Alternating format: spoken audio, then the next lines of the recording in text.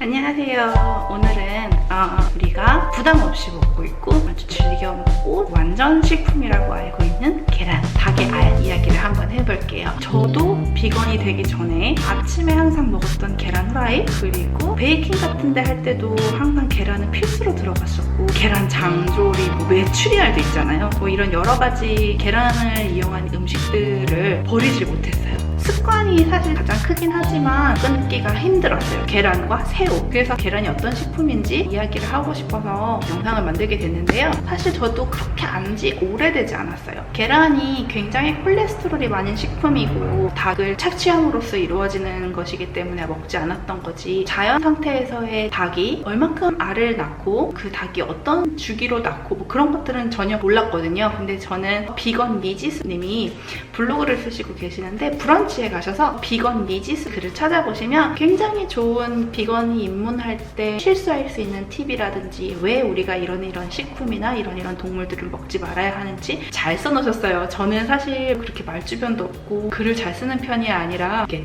조리 있게 말하지 못하거든요. 그래서 글을 한번 보시면 조금 더 도움이 되지 않을까 싶습니다. 보통 논 비건이신 분들도 마찬가지고 베지테리안으로 시작하시는 분들이 그렇죠. 나는 베지테리안이야, 나는 동물을 사랑해서 고기를 먹지 않아 라고 말을 하는 걸 보지만, 사실 저번에도 이야기했지만 가장 잔인한 사업은 축산업도 마찬가지지만 낙농업이 더 심하거든요. 그리고 닭, 특히나 한국에서는 치맥이라는 거에 하나의 그런 문화가 되어버렸잖아요. 치느님이라든지. 저는 사실 너무 불편했거든요. 개인적으로 정말 이건 사담입니다만, 저는 무한도전을 이민을 오고 나서도 유일하게 보는 한국 예능 프로였고 단 한 번도 빼놓고 본 적이 없을 정도로 저는 정말 매니아처럼 좋아했었거든요. 근데 이제 그게 끝나고 유재석이 혼자 하는 프로 놀면 뭐하니? 그걸 보고 있는데 언젠가 한번 치킨 에피소드가 나오더라고요. 닭 튀겨서 먹는 에피소드가 나오는데 너무 불편했어요. 그래서 정말 처음으로 보지 않았거든요. 아무튼 치느님이라는 말이 나올 정도로 치킨을 막 이렇게 너무 맛있다, 너무 막 그런 걸로 하고, 전 세계에 있는 맥도날드 매장보다 한국에 있는 치킨집이 더 많다고 해요. 그냥 그 정도라면 대충 어느 정도인지 상상이 가시겠죠? 네, 아무튼 그 닭 이야기는 다음 편에 한번 해보도록 하고, 자연에서의 닭은, 유전자 변형이 되지 않는 닭은 한 달에 한 번 정도 알을 낳습니다. 여자들이 월경을 하잖아요. 매달 한 달에 한 번씩 월경을 하는 것처럼 닭도 한 달에 한 번 월경을 합니다. 그래서 수정되지 않은 분비물이 나와요. 그 분비물이 무엇일까요? 닭알이에요. 우리는 분비물을 먹고 있습니다. 닭은 사람처럼 항문, 질, 그리고 오줌이 나오는 구멍이 다 따로 있는 게 아니라 하나예요. 그 항문으로 모시도 하고 음가도 하고 닭알도 나옵니다. 예전에 재래시장 같은 데 가서 계란을 사다 보면 닭털도 붙어있고 똥도 조금 묻어있고 그랬던 기억이 나요. 그래서 닦아서 먹었던 기억도 나고 그렇거든요. 예를 들어서 계란이 정말 몸에 좋고 최고의 식품이라 하더라도 저는 누군가의 똥구멍에서 나온 알을 먹고 싶지 않거든요. 보통 마트에서 사오면 톡톡 깨서 먹잖아요. 그 톡톡 깰 때, 그 내 손에 잡았던 닭 껍질 톡톡 깰 때 거기에서 떨어질 수 있는 편하게 똥가루 같은 거, 살모넬라 균도 있고요. 식중독의 원인이 되는 거죠. 닭알은 깨면 리퀴드의 형태로 되어 있는데 그것이 소고기나 돼지고기처럼 살점이 보이지 않을 뿐이지 액체 형태의 살점이나 마찬가지인 거잖아요. 그렇게 생각해보면 좀 그렇습니다. 그것뿐만이 아니라 양계장 닭들은 계속 알을 낳아야 하잖아요. 그래서 원래는 한 달에 한 번씩 알을 낳아야 하는 아이들을 지금의 닭들은 하루에 하나씩 알을 낳게 조작을 해놨어요. 사실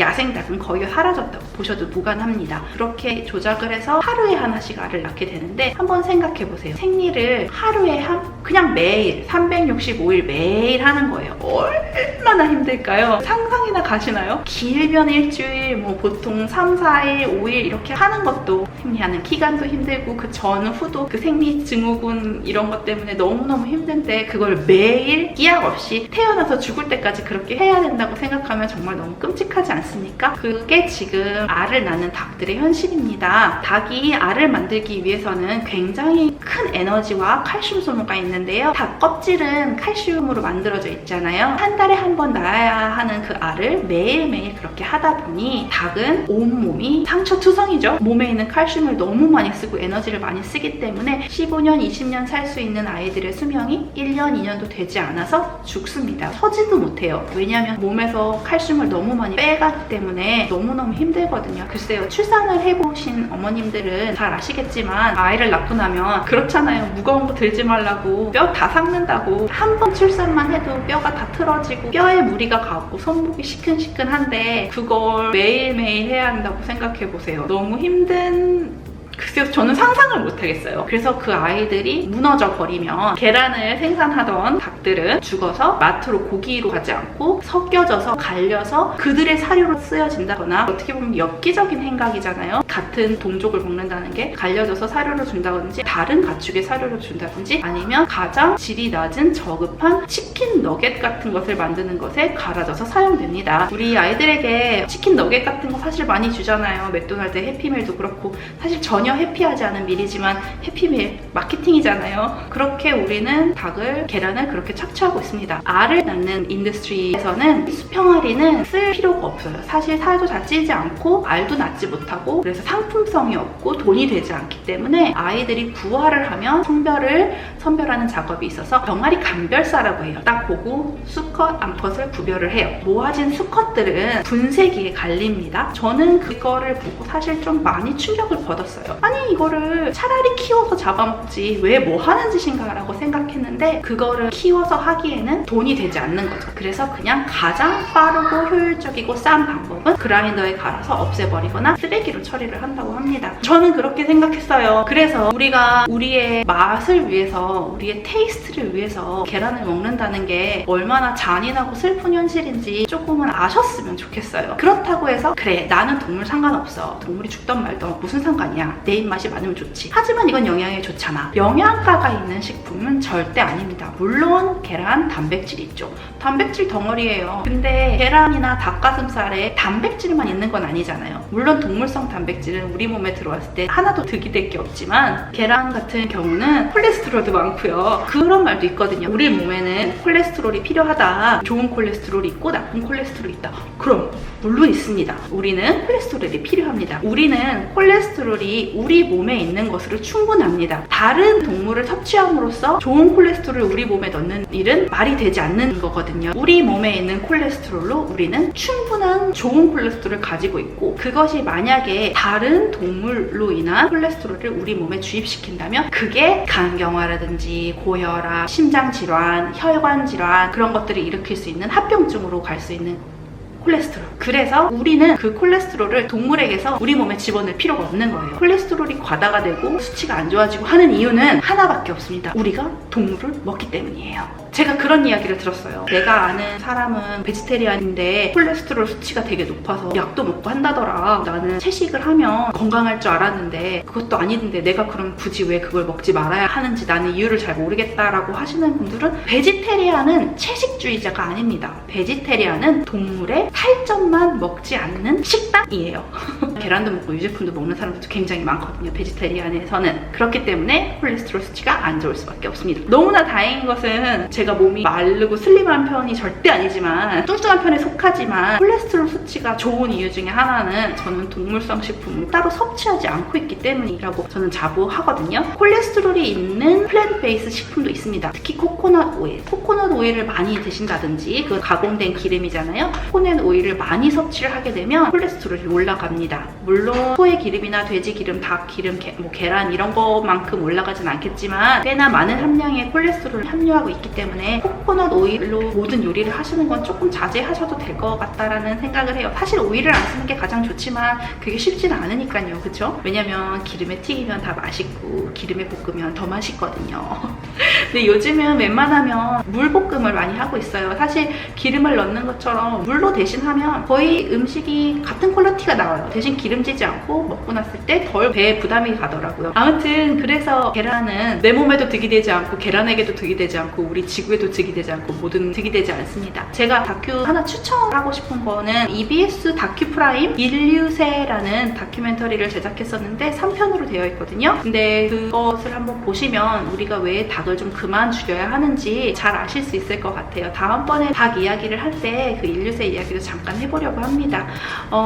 질문해주셨던 아이를 나중에 혹시 계란을 먹었을 때 알러지 반응이 나오면 위험할 수 있으니 미리 한번 먹여보는 것이 좋지 않을까요? 라고 말씀해 주신 분이 계셔서 저의 생각을 말씀드리고 싶은데, 그것은 뭐냐면 알러지 유발 식품이라 하면 계란뿐만 아니라 대두, 우유, 밀, 너트류도 많고 굉장히 많은 식품들이 있잖아요. 근데 그거를 다 제치고 계란만 알러지를 해야 된다고 생각하는 건 저는 그렇게 동의하지 않거든요. 만약에 예를 들어서 어린이집을 가는지 데이케어를 가는지 안 가는지 모르겠지만 특히나 외국에 거주하고 계신다면, 한국에서도 마찬가지고요. 아이가 알러지가 있거나 아니면 먹지 않는 음식이 있다든지 그렇다 하면 미리 선생님들한테 연락 주거나 아니면 플레이데이트를 하는 엄마들한테도 연락을 해서 우리 아이는 계란이 들어간 음식을 절대 먹으면 안 됩니다 라고 말을 하면 굉장히 주의를 많이 한다고 알고 있어요. 최소한 여기는 그렇거든요. 한국은 어떨지 잘 모르겠지만. 그래서 우리 아이가 입에 들어가는 음식들이 나의 슈퍼바이징, 나의 관리 감독 하에서만 이루어지기 때문에 저는 그런 걱정, 크로스 컨테미네이션으로 들어간다든지